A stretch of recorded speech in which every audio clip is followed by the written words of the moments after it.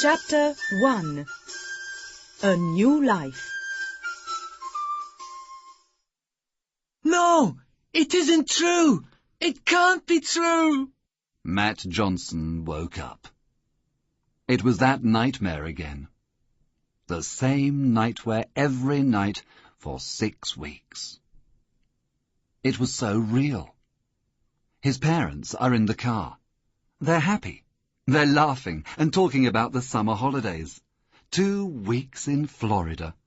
Disney World, Cape Canaveral, the ocean to swim in. A 12-year-old kid's dream. Suddenly the car is out of control. Matt's dad is a good driver, but he can't stop the car. It's going too fast. It's too late. There's a tree! Crash! A terrible sound of metal breaking. Now there's silence. The car is upside down. Only a wheel is moving. It turns and turns and turns. Matt put his head in his hands and cried, like he did every night. It can't be true. But it was true. His parents were dead, and Matt was alone now. "Cry, Matt, cry. Don't worry," said a gentle voice. The sad, kind face of an old lady appeared in the light of the lamp next to Matt's bed. I'm sorry, Gran, said Matt, and looked up. In the lamplight was the pale face of a desperately unhappy young boy. It was a nice face, but his blue eyes were still full of tears. I'm sorry, he repeated. Gran, when will I start to forget? "You'll never forget," said his grandmother. "but one night your nightmares will stop. Then you'll start to dream of the happy times with your mum and dad. Happy memories never die." Matt's grandmother smiled. She was a wise old woman and the ideal person to help Matt at this difficult time. "Let's go into the kitchen for some hot milk." Matt got out of bed. He was quite tall for his age, and already looked down on his little grandmother. She was small, but she had a big heart. It was difficult for her, too. Jane, her daughter, was dead, and Philip, Jane's husband and Matt's father, too. But now there was Matt to take care of. Matt was her world now. "Will you like living here?" she asked him, as they drank their milk. I don't know, answered Matt, tired and sad. It's so different. I liked Newbridge very much. It was a nice city, not too big, and the people in the north are kind and friendly. I had a lot of friends. Greenwood's okay, but it's a very quiet suburb, and it's difficult to get to the centre of London from here. I haven't got any friends here, except you, Gran, and there's no Newbridge United, and no swimming club." "Poor Matt. You'll see, things will change. There are a lot of football teams in London. There's a swimming pool near here. And of course you'll make friends. You'll see. But now, Matt, it's time to go back to bed. Tomorrow's a big day. Your first day at your new school."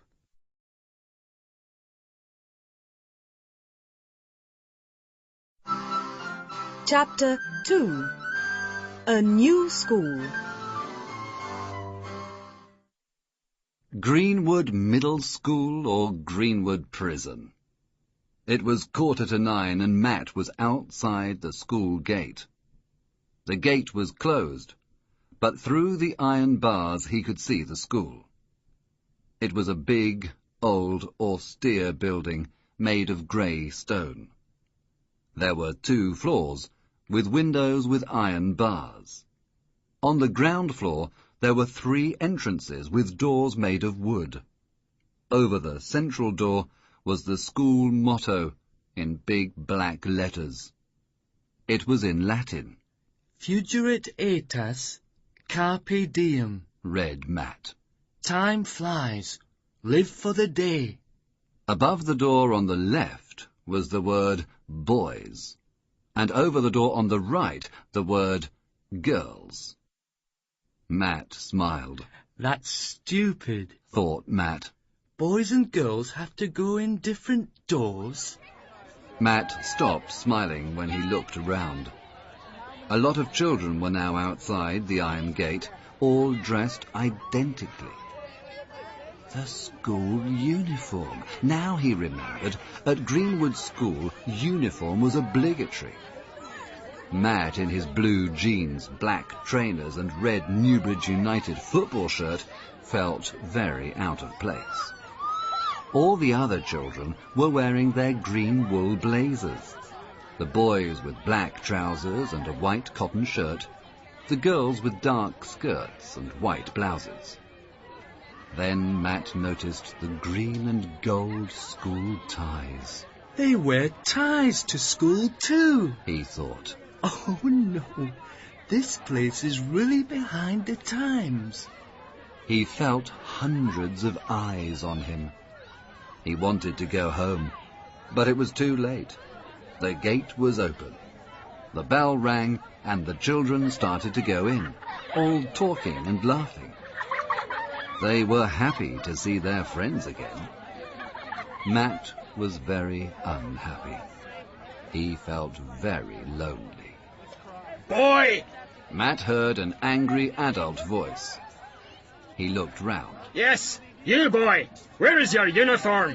Matt saw a short, thin man with an angry red face. I'm sorry, sir, he said. It's my first day. The man, obviously a teacher, looked at him carefully. From your clothes and your accent, you must be Johnson, the new boy from the north. Yes, sir, Matt Johnson, replied Matt. Johnson at this school, the man continued. We use surnames here, and I'm Mr. Briggs. Did your parents forget your uniform? Matt was hurt, but replied, My parents are dead, sir. Oh, yes. Now I remember. That accident.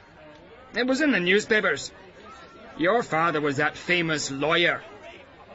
Well, I hope you'll buy a uniform as soon as possible. And Mr. Briggs went away. Matt was devastated. He didn't have the right clothes or the right accent. And his dad, a hero for a lot of people, now seemed an inconvenience. He felt terrible. He wanted to go back to Newbridge. Be careful, said a girl's voice. Matt turned and saw a pretty blonde girl smiling at him. You can't go in here, she continued. This is the girls' entrance. Mr. Briggs will shout at you again. Thanks, said Matt. Hey, what's your name? But the girl was already inside.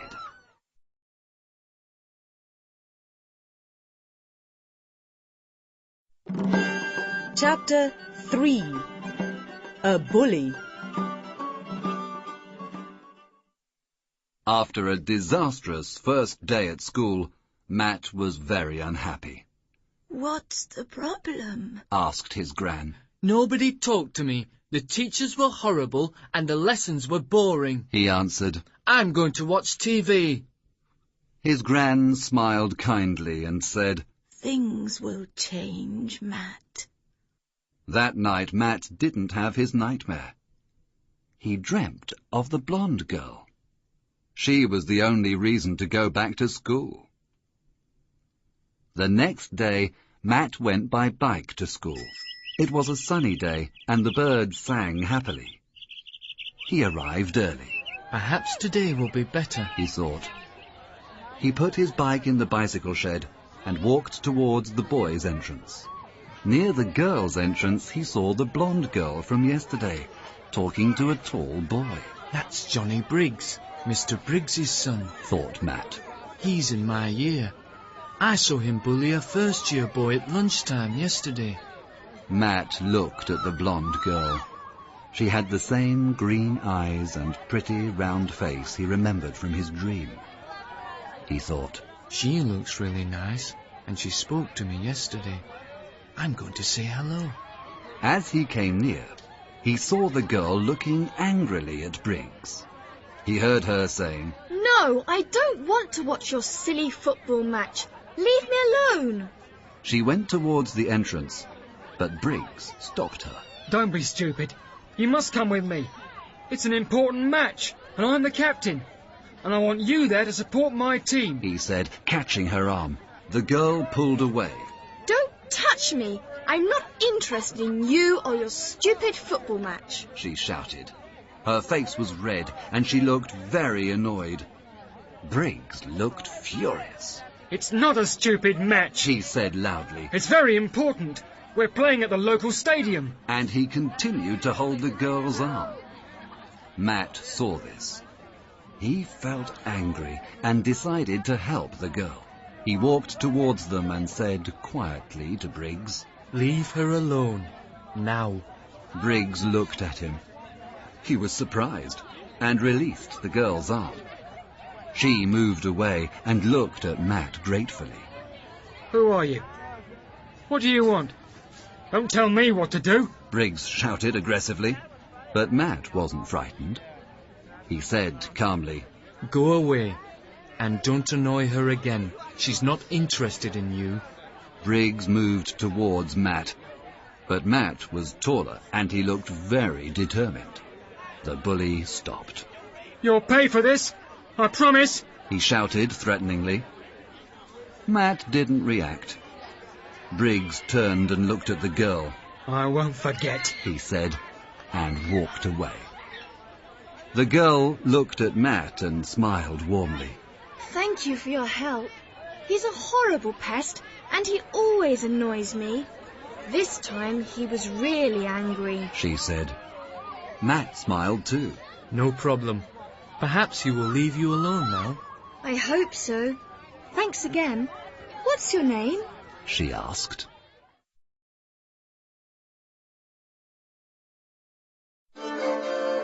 Chapter 4.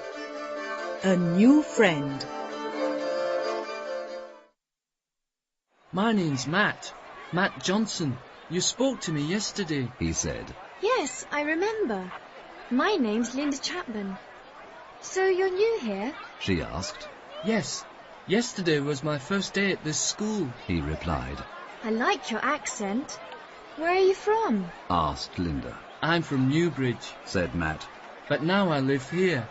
When did you arrive? Linda asked. Well, about a month ago, during the summer holidays. I see. Said Linda. Why did your family decide to move to London? It must be nice to live in the north of England. Matt looked embarrassed. Well, I live with my gran now, because my parents died in an accident 6 weeks ago. Gran is my only relative.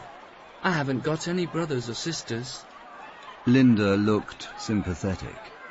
Oh, I'm so sorry. It must be terrible to lose your parents. She stopped for a moment, looking for the right words. I know it's not the same, but my parents divorced recently. Now I only see my dad at the weekend, and my mum is a different person. She's always sad. I hate it. Matt saw her green eyes become shiny with tears. He wanted to see Linda happy again. He decided to change the subject. What do you do after school? Do you like sports? He asked. Linda smiled. Well, I like swimming. Do you? Me too. I love it. And I like football too. Oh, you don't, do you? I heard you say that to Briggs. Oh, Said Linda. I like football if Briggs isn't there. They laughed. Time seemed to stop while they chatted happily about their interests. My favourite hobby is playing on the computer. Said Linda. I love surfing on internet. I spend hours sending emails to my pen pals in France and Italy. and I like looking for interesting information for my school projects. That's great, said Matt. I like computers too, but I haven't got one. Well, said Linda. you can come to my house one day to use my computer if you want. Thanks, Linda, that's great, replied Matt. He looked at Linda, suddenly feeling shy. Linda looked at her watch. Oh, it's nearly 9 o'clock. Our lesson starts soon, she said. OK, let's go, said Matt. Boys' entrance, don't forget, laughed Linda. Oh, Matt, where do you live? I live in Boswell Street, said Matt. That's near my house. I live in Simpson Road. We could walk home together after school if you want, Linda suggested. Matt smiled. He wasn't embarrassed now. It was impossible to be embarrassed with Linda. He decided to leave his bike at school until tomorrow. See you here at 4 o'clock, he said. Linda smiled. I usually go to the newsagent's for a bar of chocolate after school. I love chocolate, she said. I prefer fish and chips, laughed Matt. Linda laughed too and said goodbye. Matt watched her go into school. He felt very happy. Now I've got a friend, he thought.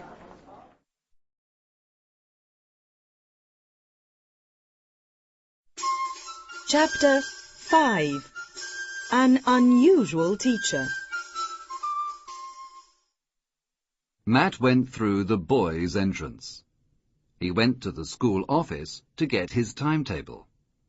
In the corridor he saw Johnny Briggs with some friends. Johnny's friends were all boys, and they had the same aggressive expression as Johnny. They looked at Matt as he passed. Matt felt uncomfortable, but he ignored Johnny's sarcastic comments. There he is, the new boy. He thinks he's someone important, but he's not. I'm glad he's not in my class. Matt put his hands in his pockets and tried to look unconcerned. You again! Take your hands out of your pockets, said a voice. It was Mr. Briggs, Johnny's father. You haven't got a uniform yet, Johnson, but at least try to look tidy. Johnny and his friends laughed. Matt felt embarrassed, but he didn't show it. Sorry, sir, he said. I have to go to Class 2B, Mr. Wells' history lesson, but I don't know where it is. It's up the stairs. First door on the left. Lessons start in 2 minutes, so hurry up, said Mr. Briggs.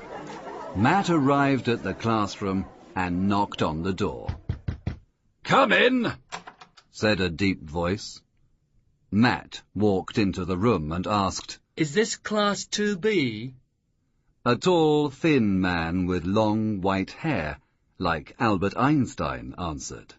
To be or not to be? That is the question. Everyone laughed. Matt laughed too, and was pleased to see Linda there, at her desk in the 3rd row. There was an empty place next to her, so Matt sat there. Linda smiled and said, Welcome to Mr. Wells' history lesson. It's an experience. Linda was right. Mr. Wells was not a typical teacher. He talked very fast, and he gesticulated a lot when he spoke. His lessons were very interesting and fun. No one looked out of the window in Mr. Wells's class. That day they studied medieval history and the feudal system. Matt was fascinated by the descriptions of life in the Middle Ages. Mr. Wells introduced the class project, a study of medieval castles. I want everybody to prepare for our visit to Duxbury Castle next month, said Mr. Wells. It's a perfect example of a medieval castle. You can look for information on medieval castles in general, or Duxbury Castle in particular. If anyone has a computer, they can use internet to find a lot of information. Tomorrow I'll show you how on my portable computer. Matt, I've got an idea, said Linda. You can come to my house on Saturday. We can surf the internet and find material for the project. Great idea, replied Matt enthusiastically. On Saturday, Matt went to Linda's house. They found lots of interesting information on the internet for their project. Linda's mum was very friendly. She made a delicious lunch, a main course of fish and chips, and chocolate cake for dessert.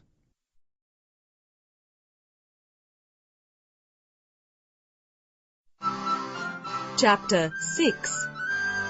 The Class Trip. It was the day of the class trip. Matt was very excited. He was keen to see the castle, but the trip had other advantages too. No school for a day, no school uniform, no school lunch, no Briggs, and all day with Linda. The doorbell rang. Matt, Linda's here. Coming, Gran, said Matt, putting on his denim jacket over a red sweatshirt and jeans. He went downstairs. Hi, Matt. Linda was wearing a blue tracksuit and trainers. Have you got your packed lunch? She asked. Here it is, Matt. Said his Gran, giving him a plastic box. Cheese sandwiches, crisps, an apple, and a chocolate biscuit. Buy something to drink at the castle. She gave him £1. Thanks, Gran. Have a lovely day, you two. His Gran smiled. Thanks, Mrs. Francis, said Linda. Matt, She continued. you can put your lunchbox in my rucksack. Thanks. OK, let's go. We mustn't miss the bus. Duxbury Castle was an hour from Greenwood. The hour passed quickly. Talking, listening to the radio, and watching the London suburbs become beautiful open countryside. The trees were a splendid mix of green, red and brown under a golden sun. A perfect English autumn day. Look, Cried Linda, pointing out of the window. the castle, we're here. It's great, Said Matt. I expected a total ruin. No, Johnson. It's the best example of a 12th century castle in England. It was Mr. Wells.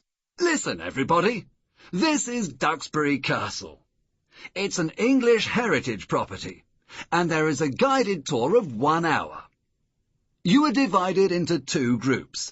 Surnames from A to J must go first at 11 o'clock. The second group, surnames K to Z, do the tour at midday. You must meet at the entrance 5 minutes before your tour starts. Now it's 10 o'clock, and you are free to look around the castle. Remember your project work, and think of intelligent questions for the guide. Also remember that you are responsible for Greenwood School's reputation. You must be good. Enjoy your visit, That was lucky. said Matt. We're in the same group. I know. Come on, let's look around. They went into the castle, Mr. Wells was right. said Matt. It is in good condition. Yes, if you close your eyes, you feel you're in the Middle Ages. I can imagine the castle full of brave knights and beautiful ladies. Said Linda dreamily. Matt smiled. You read too many fairy tales. Oh, Matt, I can dream, can't I? Come on, it's time for our tour. They started to run towards the entrance. Matt! Linda! I know you're enthusiastic, but you mustn't run. It was Mr. Wells again. Sorry. They said together. I'll see you later. He smiled. Matt noticed that he had his portable computer in its case. Matt, Said Linda. did you hear? He called us with our first names. Yes, that's strange. And why has he got his computer? Who knows? Laughed Linda. I'm more interested in the mysteries of Duxbury Castle than the mysteries of Mr. Wells.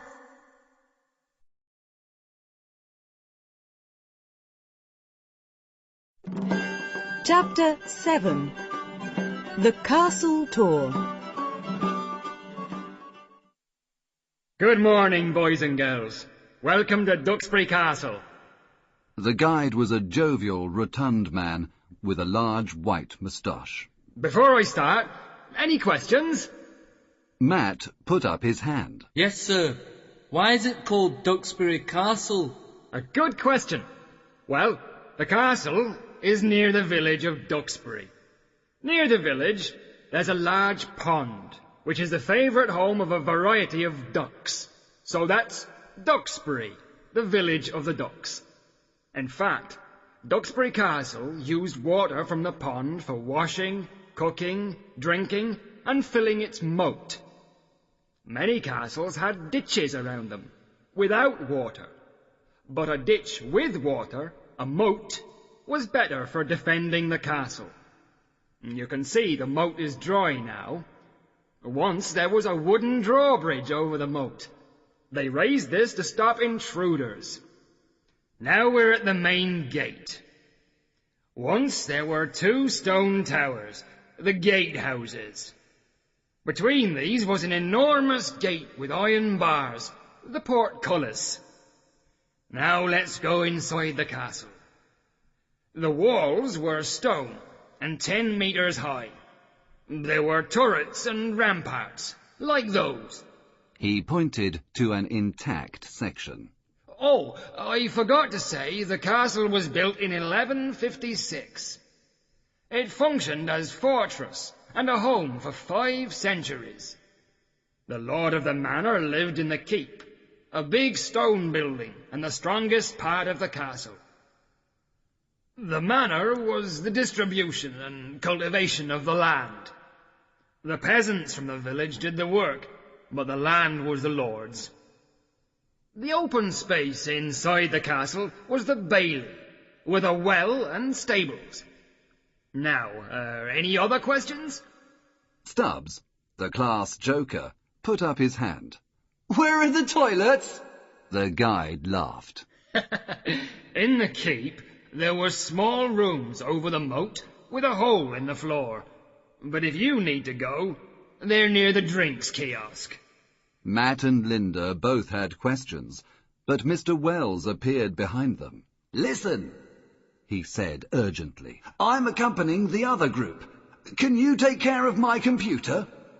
He gave it to Matt before they could answer. He was very nervous. Thanks, kids. See you later. He's strange, said Matt. Very strange today, answered Linda. Anyway, the tour's finished. Let's go to the kiosk. You can buy a drink and I'll buy some chocolate. Linda went towards the kiosk, but Matt was transfixed. A strange noise came from the computer case, an insistent beep. He ran after Linda. I bought you a Coke and some chocolate. She stopped when she saw Matt's face. Listen, he said. It's getting louder. Open it, said Linda excitedly. Here, behind the kiosk. Nobody can see us. Matt opened the case and the beep stopped. An alarm? He asked. No, Matt. Look at the screen. There was the image of an hourglass rotating quickly, and the words, "Press Enter to continue," flashed blue and red. And now? Said Matt. Linda pressed the Enter button. Nothing. A Mr. Wells joke, they thought, before an intense white light exploded from the computer, and they disappeared.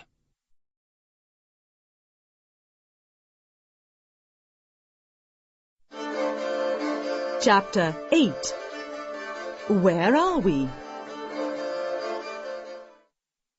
Matt was the first to wake up. What a strange dream, he thought. He stood up and looked around. Where am I? And Linda? I was with Linda. Where is she?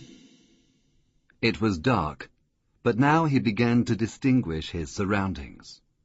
He was in the open air. There was a cool breeze, and he heard the noise of sleeping animals.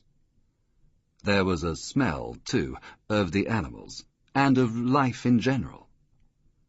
People lived here, but what place was it? There were stars in the sky above, but he was surrounded by walls of stone. The castle! Of course! Now I remember. But there's something strange about it. It's night. And where's Linda? Matt? Is that you? Came a whisper from the dark, and Linda appeared in the moonlight. She was confused and frightened. Where are we? What's happening? She asked. We're in the castle, said Matt. But it's different. And why is it dark? I don't know, stammered Linda. Matt, I'm scared. Suddenly a voice broke the silence of the night. Who goes there? It's a guard. He's got a sword, whispered Linda, and instinctively they started running away from the voice. A torch! A torch! Wake up, intruders! The voice shouted, and immediately the castle was full of flaming torches, making grotesque shadows on the walls. In the torchlight, Matt and Linda saw that the walls of the castle were intact. It wasn't a ruin. These people weren't English heritage guides. But there wasn't time to think. Run, Linda! Run faster! Yelled Matt. Where are we going? Cried Linda. Out of here! Come on! But a guard caught Linda. Matt, don't stop! Run, run! She shouted. Matt wanted to stop, to help Linda. But in front of him there was another guard. He had a torch in one hand and a sword in the other. Matt ran up a staircase, up and onto the ramparts.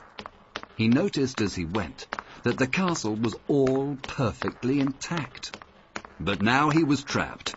There was a guard on the staircase, and 2 other men with swords were on the ramparts to his left and right. They were all very angry. The game is over, boy, growled the man on the stairs. Oh, no, it isn't! Shouted Matt, remembering the tour around the castle. The moat. The castle had a moat. Matt jumped from the ramparts and hoped desperately that his intuition was right. He hit the muddy water of the moat. The moon, reflected on the water, broke into 1,000 pieces. Inside the castle, Linda stood petrified between 2 guards with long swords. A tall man with dark, angry eyes, and a scar on his right cheek appeared. "And who are you?" said the man, observing her closely. My lord, a guard said to the man. Look at her garments. She must be a witch.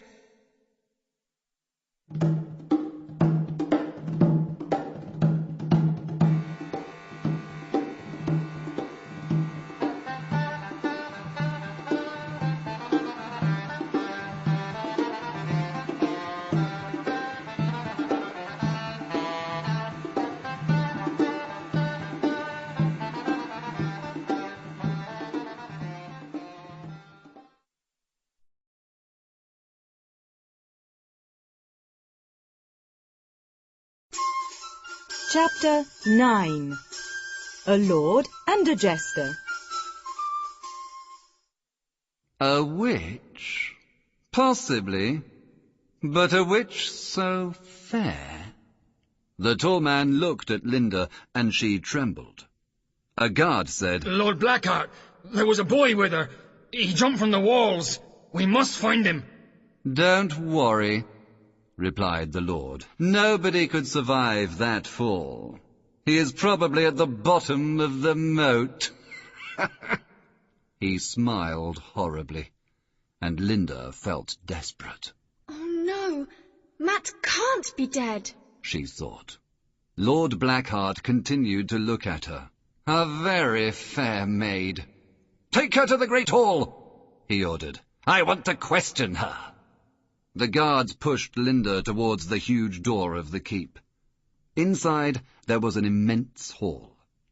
There were many flaming torches along the walls, but the room was shadowy and sinister. There were also numerous long standards of different colours, and a long wooden table in the middle of the room. On the left there was a very big fireplace, but no fire. Linda felt cold. "Leave us!" Lord Blackheart ordered the guards. Linda shivered with cold and fear. She didn't want to be alone with this horrible man. This isn't happening to me, she cried. I don't believe it. It's a nightmare. Can a fool not sleep? A voice came from the shadows near the fireplace. It was a jester in a red and gold striped costume and a hat with bells on it. He looked curiously at Linda. A maid was never made like this. What a strange costume. The jester smiled. He had a kind face, and Linda felt a little better.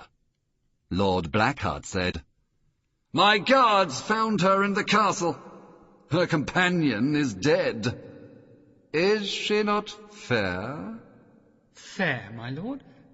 Are you hungry? No, fool. You don't understand me. Is she not lovely? I understand you very well, my Lord Blackheart. You don't understand me. The jester laughed, and the bells on his hat jingled. Linda smiled. "Enough!" shouted the lord, irritated. "Who are you, maid?" My name's Linda Chapman, and I come from Greenwood. The jester said, Greenwood. A wood is green, but would a wood be greenwood? "Be quiet, jester," said Lord Blackheart. "The maid is confused. Perhaps she is from another region. Why are you here, my pretty?" He put a hand on her shoulder.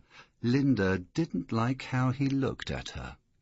I wanted to visit the castle with Matt, but I don't understand what is happening, she replied. The jester laughed. Visit our castle. Strange. He looked at Lord Blackheart. Perhaps my lord is happy you visited our castle. Lord Blackheart continued to look at Linda. He smiled and touched her hair. "Now you are here, you must stay," he whispered. Linda moved quickly and bit Lord Blackheart's hand. Don't touch me, she shouted. "Ouch!" cried the lord, and the jester laughed. "You stupid girl!" Blackheart shouted. "Guards, take this witch away!" Which, my lord? I see no witch, the jester said quietly. Lord Blackheart pointed angrily at Linda, who was furious now. "This witch! Throw her in the dungeons!"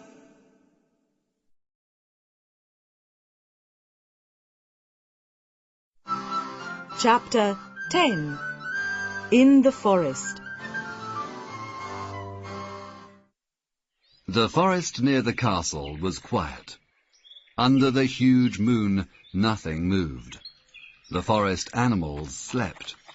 Suddenly there was a noise, something running. A fox? The animals woke up. The noise was loud. A hungry wolf? The animals were agitated. They wanted to hide. Too late. A figure came out into the moonlight. It was a boy. He stopped running, exhausted. The animals were happy. There was no danger. But there was a terrible smell. The boy also noticed the smell. Yuck! Now I remember. The castle toilets were over the moat. It was Matt. He wasn't dead, but he was very dirty and very smelly. The smell confirmed it wasn't a dream. He and Linda were in the Middle Ages. Linda, Matt thought, worried. I hope she's okay, but I can't do anything now. Tomorrow I'll go to the castle and try to explain. Explain what? That we come from the future? The computer! Matt remembered the strange white light from the computer. Mr. Wells' computer. That's why he was so nervous. This was his idea. Matt was very angry with Mr. Wells, but now the computer was more important. We need it if we want to return to the future. It must be in the castle. I have to help Linda and then find the computer. Matt stood up with determination, but he felt tired. I'll sleep until morning, then I'll go to the castle. He looked around for a place to sleep, but suddenly he had a strange sensation. He felt someone watching him. Who's there? He asked nervously. No one answered. I know someone is there, he said, angry now. A small deer appeared through the trees. It looked curiously at Matt. It was you, Matt whispered, smiling. Then something flew by his ear. An arrow hit a tree near the deer, and the animal ran away. Matt turned, and in the darkness saw the figure of a boy. Hey, you! He shouted, but the figure started to run. Matt ran faster, and he caught the boy. The boy was terrified and stammered, Don't kill me. I'm sorry. We're starving. I don't want to kill you, said Matt. Are you from the castle? Asked the boy. He was a little older than Matt. No, Matt thought for a moment. I'm a pilgrim from the north. The boy smiled. He didn't have many teeth. In the village, we're very poor. Life was better before. Lord Duxbury was good and strong, but he went on the Crusades. His brother became the Lord, but a bad knight, Blackheart, killed him. Now Blackheart is our Lord. We work all day on the land, but he takes our crops. We have little to eat. My father is dead. He was killed by Blackheart's men because he hunted in the Lord's forest. He wanted food for my brothers and sisters. I'm the oldest, so now I hunt at night. He was very thin and had simple, dirty clothes. Matt was sorry for him. But then he looked at his clothes. They were covered in mud, or worse. Pilgrim, smiled the boy. You can come to my home for the night. Are you hungry? I'm sorry I didn't catch the deer. Thanks. You're very kind, said Matt. And Pilgrim, continued the boy, tomorrow you can have a bath in the pond. You smell.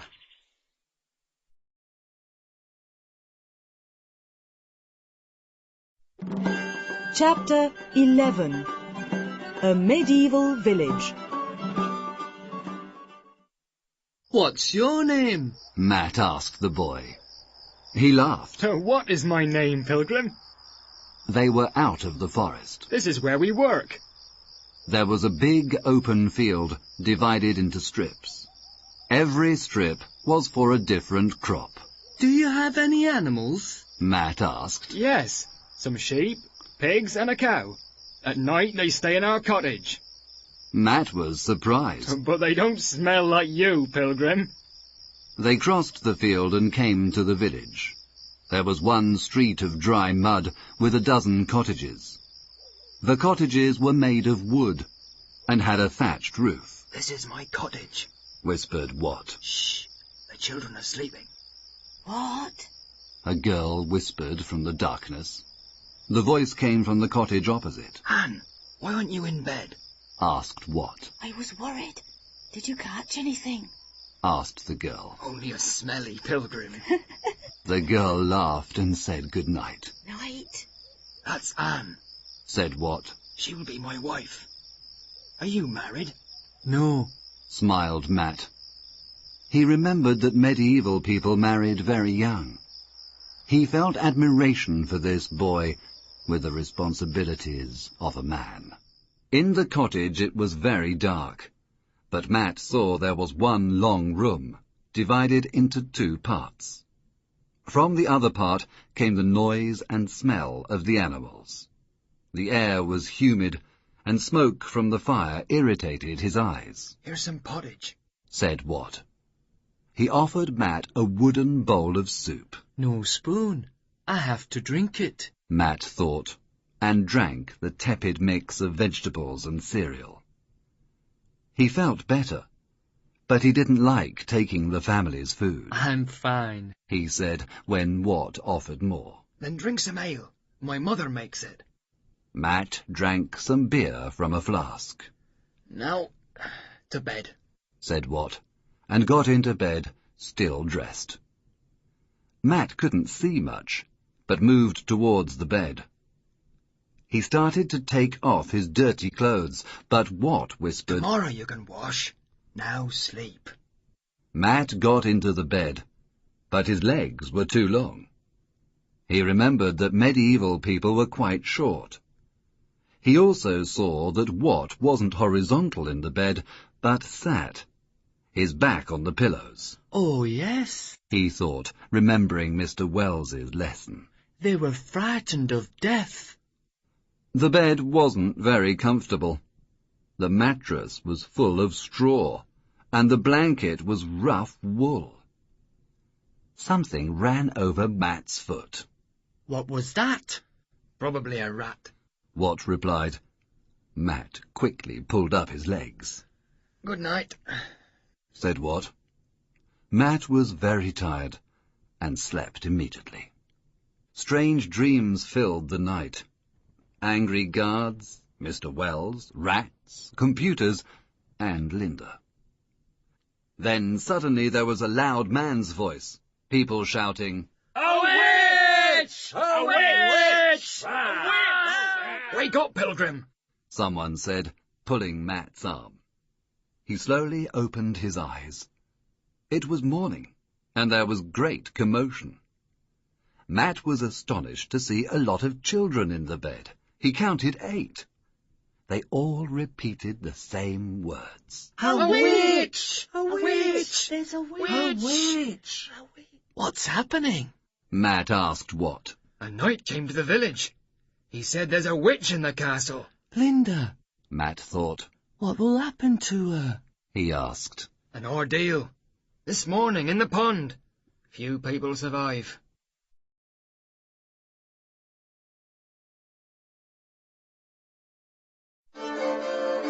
Chapter 12. At the Pond. Linda opened her eyes slowly. It was morning, and there was a pale light in the room. It's time for school, She thought. Then she saw the slimy stone walls and the tiny window, and she remembered. She wasn't at home in Greenwood. She was in the dungeons of Duxbury Castle, on a straw mattress on the floor. She felt very cold and lonely. Someone knocked at the door. Linda stood up and pulled some straw out of her hair. The door opened. It was the jester. He gave her some bread and a bowl of milk. Linda thanked him and ate hungrily. "Do you understand why you are here?" He asked. He was friendly but serious, and he spoke anxiously. Lord Blackheart thinks I'm a witch, but it's not true. She replied. "I believe you. He said. But my lord is angry, and you are in danger. Today he will take you to the village pond for a public ducking." A ducking? Linda was shocked. She remembered ducking from her history lessons. They put people under water for a long time to test their innocence. They often died. But you can't do that to me. I didn't do anything wrong. She cried desperately.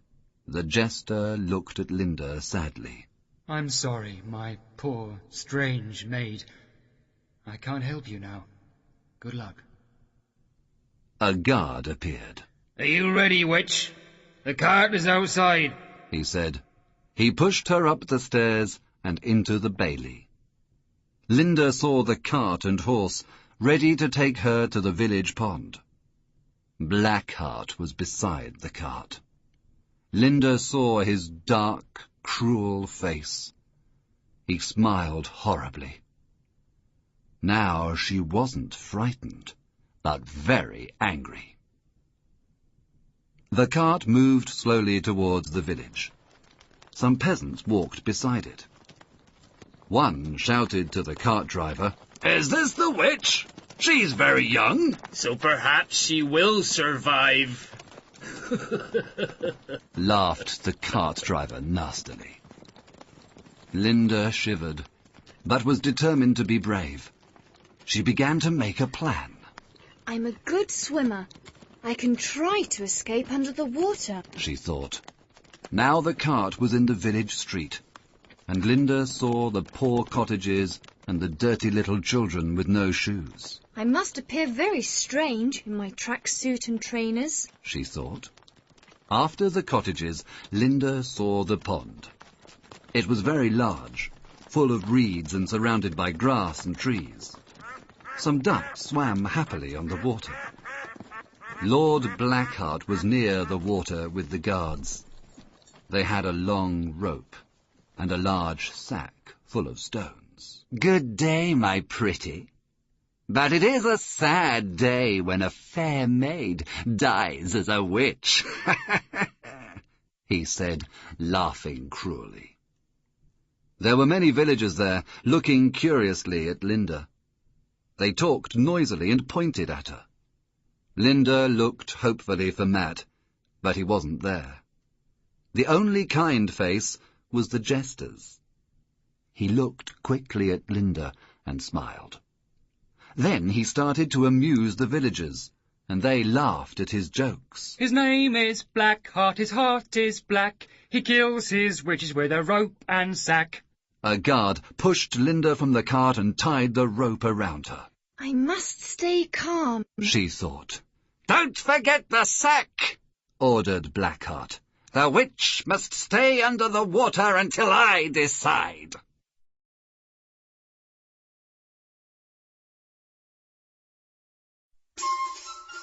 Chapter 13. The Ducking. Blackheart gave the signal, and a guard pushed Linda into the pond. The water was cold and deep. Linda desperately tried to swim, but the sack of stones pulled her under. Stay calm, she thought, remembering her swimming lessons. I've got enough air for a minute or two. I must take off the rope. Linda pulled hard, but the rope was tied very well. Above the water, Lord Blackheart watched.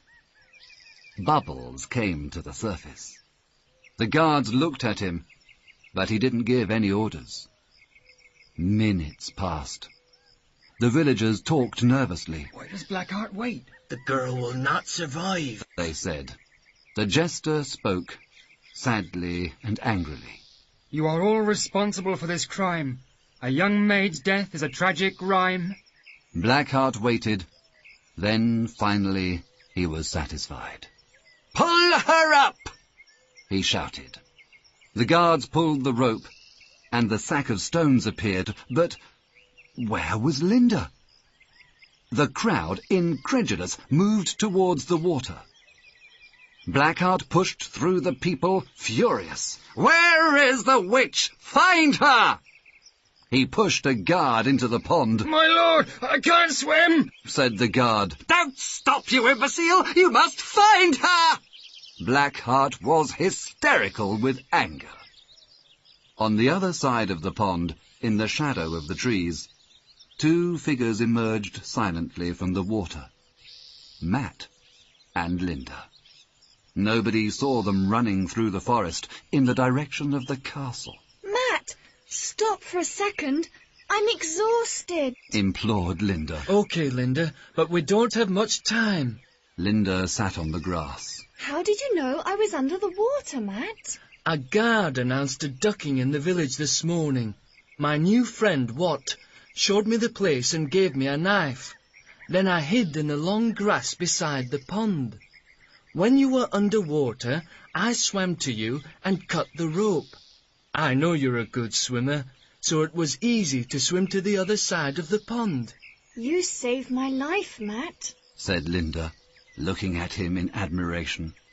Matt's face became pink. No problem, he said, embarrassed. But now we must find the computer. We need it to go back to the future.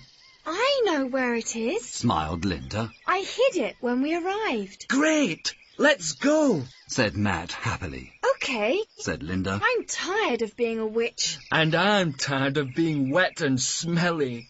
Laughed Matt. At the pond, Blackheart's face was red with anger. Who is responsible for this? He yelled, looking at the villagers. Perhaps she was a real witch, Said a voice from the crowd. so she disappeared. Silence, ignorant fools! Shouted Blackheart. He pointed his sword at the villagers. Enough! Cried Wat. You are the fool! He picked up some mud and threw it at the Lord. It hit him directly in the face. First there was silence. The villagers were shocked. Then everybody began to laugh. Blackheart slowly removed the mud. His face was a mask of fury. I give you work, a home, and my protection. You insult me. I can find other people to work on my land. Guards, kill them all.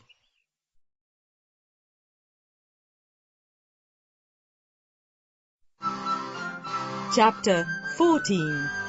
A Welcome Return. Stop! Ordered a strong, brave voice. Blackheart's knights immediately stopped their attack.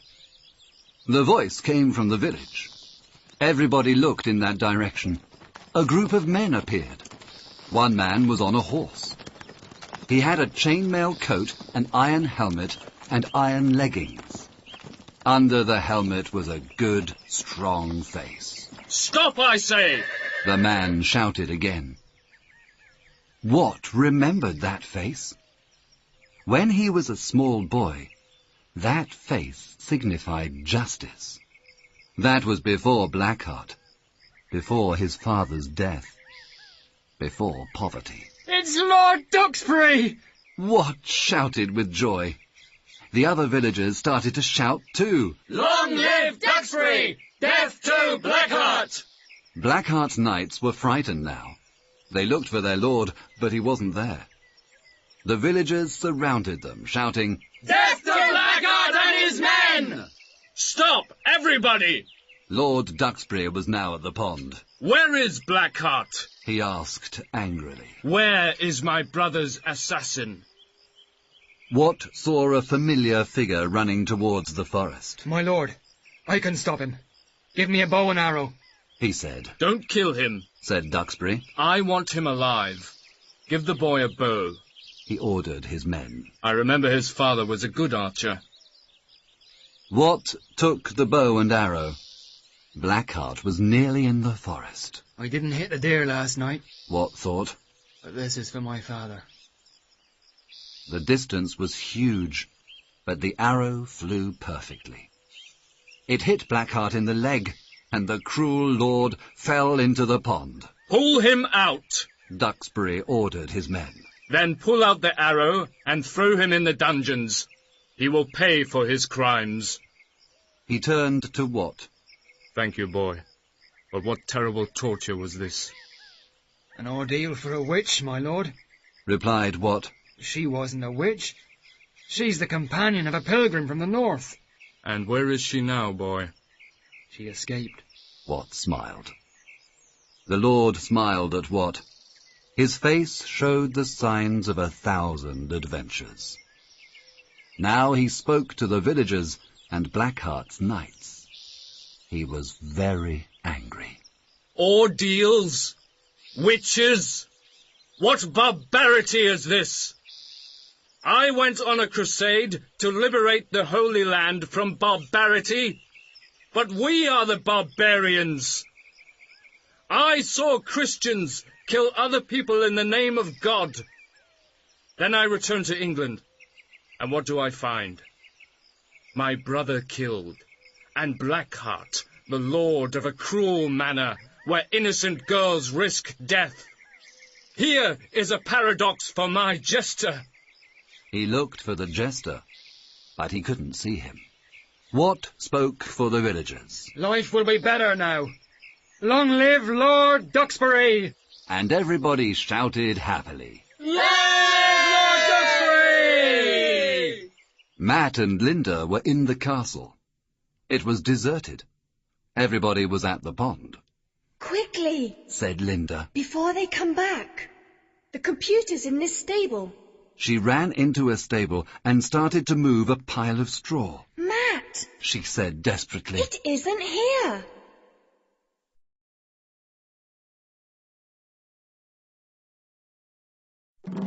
Chapter 15. Back in Time. It isn't there because it's here. Said a voice Linda recognized. The jester was outside the stable, and he had the computer. Who's this? Asked Matt. A friend. Replied Linda. The jester smiled. All the world knows I am only a fool, but only a fool knows all the world. I observe and understand many things. What do you mean? Said Linda. I know you are strangers in this place. Your secret must be in this special box. The jester replied. But the stable was not a good place for it. It's very important for us. Said Matt anxiously. Will you give it to us? Of course! Laughed the jester. What favour can a friend do, if not give all his help to you? This is yours. He gave them the computer. Thanks. Said Matt. Linda shyly kissed the jester on the cheek. He became red. For once, I have no words. He said.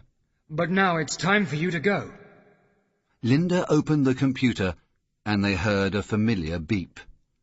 But the screen was empty. What do we do now? Said Matt. Quickly! Insisted the jester. I hear people. You must escape now.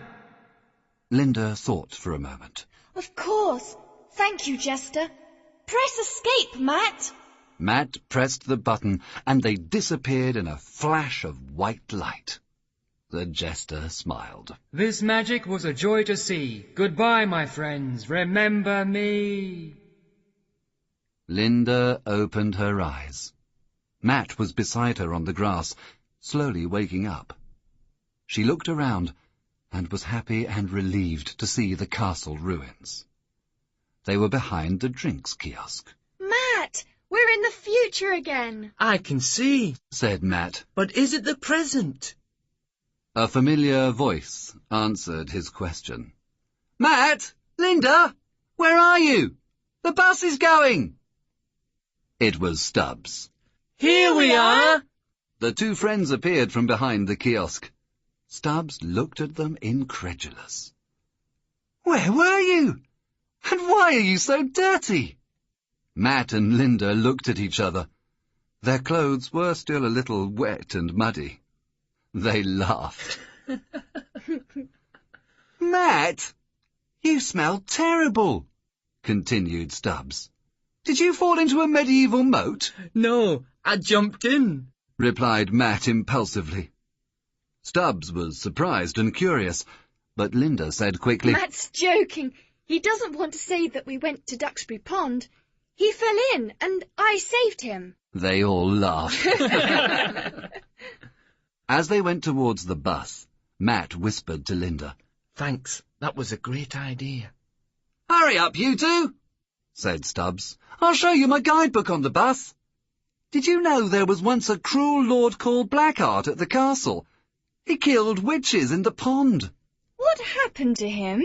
Asked Linda curiously. He escaped from prison into the forest, but was killed by wolves. Stubbs arrived at the bus first. Look, everybody! Matt and Linda fell in the pond. The class laughed. But Linda and Matt weren't embarrassed. They laughed too. Then Mr. Wells appeared. Here you are. he said with relief. "I hope you enjoyed your trip." Matt and Linda looked at each other, smiled, and gave him his computer. It was a little boring, they said together.